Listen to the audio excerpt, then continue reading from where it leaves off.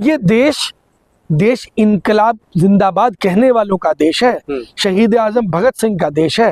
अगर आप इसे ज्यादा दबाने का प्रयास करेंगे तो ज्यादा दिन तक दबा नहीं पाएंगे। जांच की बात कर रहे हैं, जांच तो उस बात का भी नहीं हुआ जिसमें 4 करोड़ का फिरौती मांगा गया था, पॉक्सो एक्ट में फंसाने की बात हो रही थी, उस बात का भी जांच नहीं हुई है। तो देखिए मैंने क्या बोला, जांच किसकी होगी? जांच होगी विपक्ष की जांच होगी, और वो भी इम्प्लांट करके जांच होगी। शुभेंदु अधिकारी की जांच होगी जब वो कांग्रेस में होंगे, हेमंत बिश्वा शर्मा की जांच होगी जब वो कांग्रेस में होंगे। लेकिन जब वो भाजपा में आ गए तो वो जो जांच है, जितनी चीजें वो खत्म हो जाती है, उनका विषय ही नहीं रह जाता। क्योंकि आज हम राजतंत्र में हैं, लोकतंत्र में नहीं है। ये गलतफहमी है कि हम लोकतंत्र के अंदर।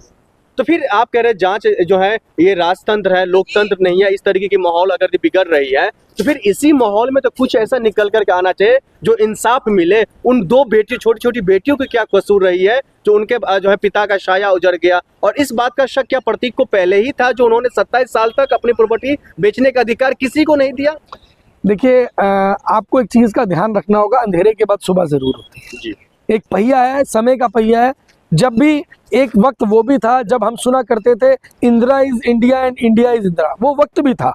और आज भी हमने, जब हम मोदी जी के बारे में ये बातें जांच करने की बात करें, हमने 16-17 के अंदर हमारी आंखें खुल गई थी। कुछ लोगों की 18 में खुल गई, कुछ लोगों की 2020 में खुल गई, कुछ लोगों की 2024 में खुल गई, और कुछ लोगों की तो अभी भी नहीं खुली। उनकी कब खुलेंगी? जब उनके निजी तौर पर उनके ऊपर अत्याचार होगा। अभी तो पेट्रोल का रेट बढ़ना शुरू हुआ है, वो कह रहे 500 रुपए लीटर भी डलवा लेंगे। अरे जिनके पास हराम का पैसा है वो डलवा लेंगे भाई।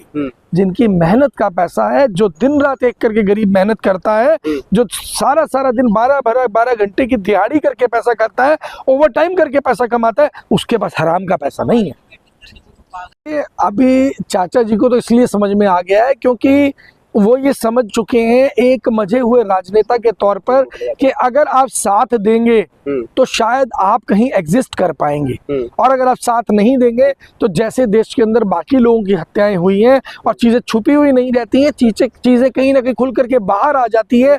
किस तरीके से किस व्यक्ति की हत्या हुई, क्यों हुई, किस लिए हुई, किसने की, और वो क्यों एग्री हुआ, ये सारी चीजें परत दर परत खुलकर बाहर आ जाती है। केवल राजनीतिक रूप से अगर आप थोड़े से सजग हैं तो हर चीज आपको पता चल जाती है। तो फिर ऐसे में क्या थाना का रुख नहीं करना चाहिए? थाने का रुख नहीं करना चाहिए? एसटीएफ जो उत्तर प्रदेश में कहा जाता है वो बहुत ही अच्छे स्तर से कामकाज कर रही है, क्या एसटीएफ का सहारा नहीं लेना चाहिए? अगर उससे भी नहीं होता तो सीबीआई का सहारा नहीं लेना चाहिए? देखिए हमारे देश के अंदर जांच एजेंसियों का तो ऐसा मजाक बना दिया गया है। आप एसटीएफ की बात कर रहे हैं, मैं आपको ये बता देना चाहता हूँ कि खाली एसटीएफ छोड़िए, आप सीबीआई को छोड़िए, आप ईडी को लगा लीजिए, आईबी को लगा लीजिए, सीबीआई को लगा लीजिए, देश की बड़ी से बड़ी इंटेलिजेंस एजेंसी को लगा लीजिए।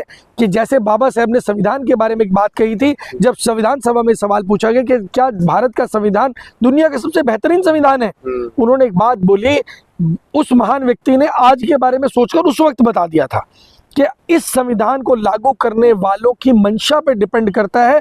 अगर उनकी मंशा बेहतर होगी, अच्छी होगी, तो ये संविधान दुनिया का सबसे बेहतरीन संविधान साबित होगा, और अगर इस संविधान को लागू करने वालों की नीयत में खोट होगा तो यही संविधान देश का सबसे खराब संविधान साबित होगा।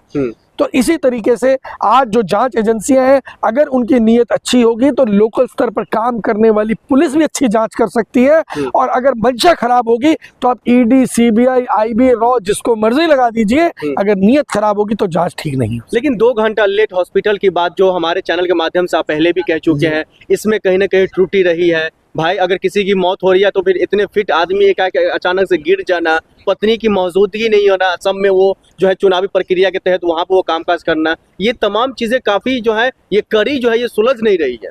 देखिए बात वही है, मैं फिर कहना चाहूंगा, अखिलेश जी ने जैसा बताया, जांच हो। अब समस्या क्या है, यहाँ जांच सही मंशा से तो बहुत दूर की बात है, जांच में नहीं हो पा रही है। सही ढंग से जांच होना बहुत जरूरी है। और कल बात जैसा आपने बोला, अभी सही बताया कि कल किसी की भी हत्या हो सकती है, और ये देश इनकलाब जिंदाबाद कहने वालों का देश है, शहीद आजम भगत सिंह का देश है। अगर आप इसे ज्यादा दबाने का प्रयास करेंगे तो ज्यादा दिन तक दबा नहीं पाएंगे। जांच की बात कर रहे हैं, जांच तो उस बात का भी नहीं हुआ जिसमें 4 करोड़ का फिरौती मांगा गया था, पॉक्सो एक्ट में फंसाने की बात हो रही थी, उस बात का भी जांच नहीं हुई है। तो देखिए मैंने क्या बोला, जांच किसकी होगी? जांच होगी विपक्ष की जांच होगी और वो भी इम्प्लांट करके जांच होगी, शुभेंदु अधिकारी की जांच होगी जब वो कांग्रेस में होंगे, हेमंत बिश्वा शर्मा की जांच होगी जब वो कांग्रेस में होंगे। लेकिन जब वो भाजपा में आ गए तो वो जो जांच है, जितनी चीजें वो खत्म हो जाती है, उनका विषय ही नहीं रह जाता। क्योंकि आज हम राजतंत्र में हैं, लोकतंत्र में नहीं है। ये गलत फहमी है कि हम लोकतंत्र के अंदर हैं।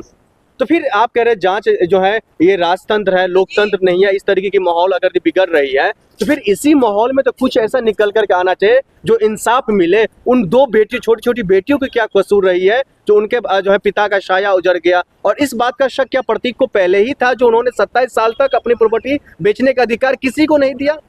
देखिए, आपको एक चीज का ध्यान रखना होगा, अंधेरे के बाद सुबह जरूर होती है। जी। एक पहिया है, समय का पहिया है। जब भी एक वक्त वो भी था जब हम सुना करते थे Indira is India and India is Indira, वो वक्त भी था।